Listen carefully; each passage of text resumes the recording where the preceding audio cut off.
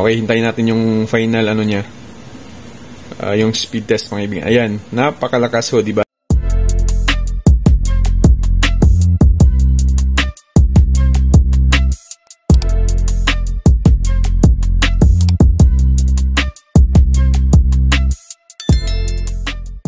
Kaibigan, magandang araw po sa ating lahat. Muli pong nagbabalik ang inyong lingkod.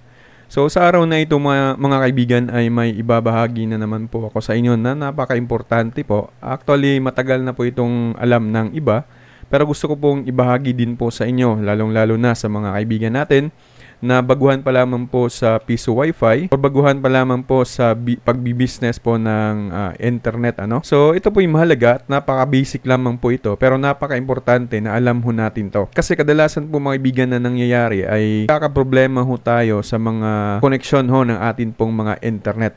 So tayo po yung nagtataka kung bakit po ganito lamang po yung speed na kukuha natin, sapagkat yung atin pong main internet ay umaabot naman po ng 200 Mbps, pero yung atin pong nakukuha hanggang 50 Mbps lamang ho yung atin pong nakukuha. So yan yung pag-uusapan natin ngayon at bibigyan natin ng pansin kung bakit nga po ba ganun po ang nangyayari. So isa pala sa mga dahilan ay yun pong mga kaibigan, yun pong mga UTP cable ho natin. Isa din po yun sa mga rason kung bakit po ay napakabagal po ng atin pong connection, lalong na kapag gumagamit ho tayo ng mga gigabit na mga switch o router, pero yung nakukuha ng ating vendor or internet ay may limit lang po talaga siya. Syempre, bago ho natin pagpatuloy po yung atin pong pag-uusapan natin ngayon, ay kung baguhan pa lamang po kayo sa atin pong YouTube channel, meron ho tayong mga button mga kaibigan dito po sa baba ho ng ating video. Pa-subscribe naman po, pa-share ho ng ating mga videos, pa-like po ng ating mga video, at saka pa-hit na din po ng ating notification bell. At nang sa ganun mga kaibigan ay makakatulong din po kayo sa atin pong YouTube channel at ma-aware ho kayo na meron po tayong mga bagong upload na mga tutorial about po sa piso wifi o di kaya sa mga internet connections. Kung nakakatulong po ang video na ito, ay maaari po kayong magbigay ng komento. Kung meron po kayong nakuhang bagong kaalaman mga kaibigan, ay mag-comment lamang ho kayo sa baba po ng atin pong comment section, or bilang papasalamat na din po sa atin pong mga video tutorial na atin pong ina-upload. So ngayon mga kaibigan ay i-shoutout din po natin yung po atin pong mga members po ng atin pong community. Yun pong mga nagpapa-shoutout ho sa atin, hindi po natin kakalimutan yan. Pero lamang po tayong iilan or 6 po sila na mga members ho natin na nag-join sa atin pong pa-shoutout. Kung gusto nyo pong magpa-shoutout mga kaibigan, i-click nyo lamang po o mag-join lamang ho kayo sa atin pong pa-member pa-shoutout.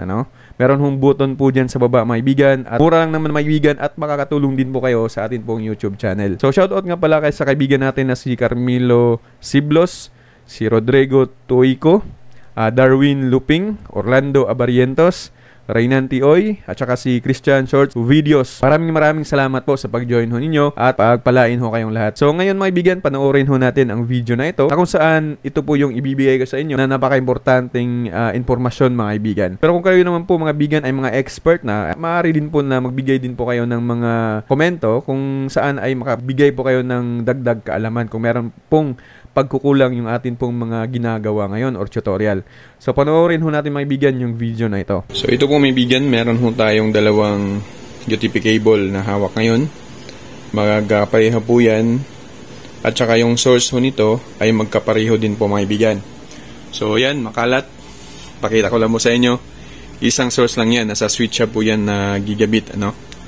So yung switch natin ay makapagbibigay po yan ng 1000 Mbps dahil nga po is gigabit yung gamit natin.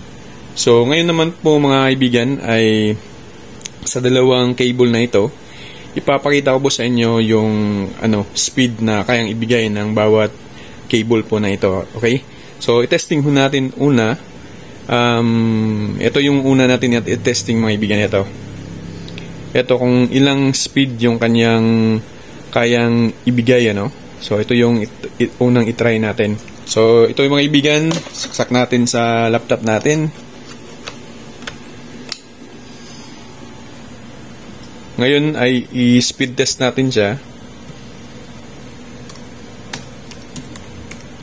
So yung fast.com lang yung ating gagamitin. Fast.com, hintayin natin mga kaibigan na mag-connect ho tayo. So ayan, connected ho tayo. Fast.com yung gamitin natin.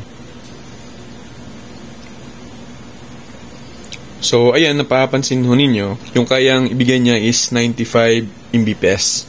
So check natin yung yung kanyang okay, so check natin dito. Gagawin natin, double click lamang po yan. Mapapansin ho ninyo yung kanyang limit dito is hanggang 100 Mbps po yan. So ibig sabihin, ito pong gamit natin ngayon ay nan giga, So hanggang 100 Mbps yung kanyang kayang ibigay. So yung isa, testing natin mga ibigan. Yung isang cable, ito. Tandaan natin na ito po ay iisang source lamang ho sila na gigabit switch. Okay, so testing natin to.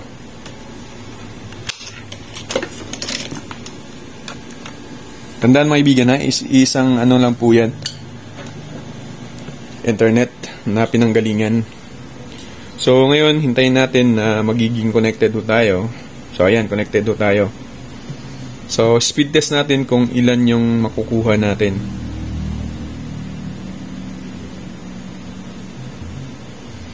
So ayan mga ibigan, nakita ho ninyo, hanggang 510 Mbps yung kanyang kayang ibigay, So wait lang natin na matapos. Ayan, umabot pa ng 820 Mbps. So ayan, umabot pa ng 1.1 gigabit per seconds. Okay, hintayin natin yung final niya. Yung speed test mga ibigan. Ayan, napakalakas ho, di ba? So ngayon, i-check natin yung adapter o Ethernet niya. Ayan. So yung speed niya is hanggang 1 gigabit per seconds. So equivalent po yan ng 1000 Mbps yung kanyang kayang ibigay po mga ibigan. So again, speed test natin para ma-double check natin mga ibigan kung hanggang saan po ba talaga ito aabot. Napakalakas po kanina. Umabot ho tayo ng mahigit sobra ng 1000 Mbps. So ngayon, bumaba siya. Nasa 670 Mbps. Napakalakas ng ngayon Maganda yung speed ng source natin ngayon. Ayan, hanggang 840 Mbps po yan mga kaibigan. So kung nakita nyo kanina, ayan, yung sa Ethernet niya is kaya niyang ibigay yung UTP cable. Nakamit natin hanggang 1000 Mbps. Actually, napaka-basic lamang ho ng tutorial na ito kasi nga po dapat matagal na po natin itong sinishare sa iba, Kasi nga po meron din po palang kaibahan yung dalawang UTP cable na ito. So, yun yung pag-uusapan natin ngayon. Kung ano po yung nararapat na atin pong i-cream para po maging compatible ho sila dun po sa mga MediaCon or mga ginagamit natin na switch, kung ano nga ba yung magandang gamitin na mga UTP cable. Kaya pala mga ibigan na ganun po ang nangyayari, Kasi nga po pala, meron nga po palang talagang specific color coding na dapat yun ating sundin. So dapat kung gusto nating gamitin na gigabit yung atin pong LAN or UTP cable, so dapat yun pong color coding na ito yung ating gagamitin. Makikita ho niyo sa screen. So yan po dapat mga kaibigan kung gusto mo natin na gigabit o hanggang 1000 Mbps yung kayang ibigay or i-supply ng atin pong UTP cable. Pero kung gusto niyo na po maibigan na non-giga yung pong ating gagamitin, ay ito pong color coding na ito yung inyo pong gagamitin. Halimbawa, gumamit ho tayo ng switch na meron lang man pong ito po ay non-giga. Ibig sabihin 100 Mbps yung kayang dalhin. So mag-crimp ho tayo nung ganong speed na kaya niyang dalhin. So kung non-giga yung switch natin, so mag-crimp tayo ng pang non-giga. Pero kung yung atin pong switch na binili ay gigabit po, hanggang 1000 Mbps yung kayang dalhin, so i-crimp ho natin na pang giga po mga ibigan. So yun nga po palang dahilan kung bakit humihina yung atin pong supply o speed ng ating internet. Kasi nga po, gigabit yung binili natin na gadget, pero yung ginamit natin na UTP cable ay pang non-giga. So, yun. Kaya nga po, humihina yung ating window. Kapala, ay yun din po ang dahilan. So, at least, ay meron ho tayong kalaman about po dyan. Actually, meron po akong video or na-post mga kaibigan sa Facebook, ano. Kasi nga po hindi po tayo nagbabasa ng ano, bakit po importante yung color coding na yan. Pasensya at hindi ko talaga binasa. Pero, mayroon kasing nag-comment sa Facebook na post ko na sabi niya na hindi naman po importante yung mga color coding. Ang importante ay magkapareho yung bawat dulo. So, naisip ko din na kung bakit naman ano, hindi na lang tawag dito, halimbawa, orange, green, blue, brown, bakit hindi po ganun yung kanyang ano, color coding na ano, na gagamitin natin kasi napakadali mga kaibigan kung gagawa lang ho tayo ng ganun. Sa mga tutorial kasi sa ano, masisearch ho natin sa browser, yung mga color coding ng RG45 ay nagsisimula sa white, orange, tapos white, green, white, green, tama, white, green, tapos blue, tapos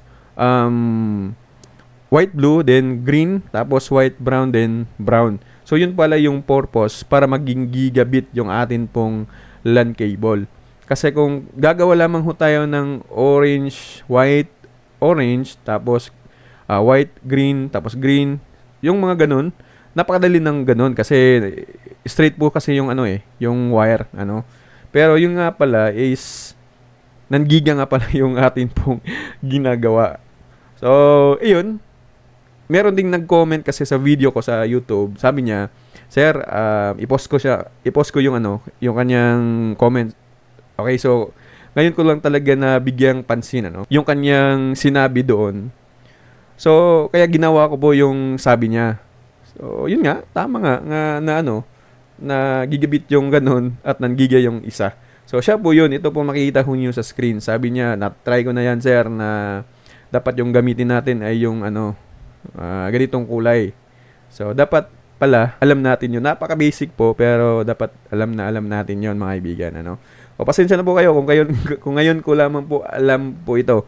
O, mag-comment ho kayo dyan na, ano, kung gusto nyo mag-comment sa akin. Pero, salamat at nalaman natin to at na-share ho natin ng klaro sa lahat po ng atin pong mga kaibigan dyan na kapareho natin na nagsisimula sa mga ano pa lamang mga kaibigan sa business ho na gaya ng internet connection, piso wifi. So at least may natutunan ho tayong mga ano mga kaibigan, mga basic information about po sa mga LAN cable, no? Napaka-basic pero napaka-importante.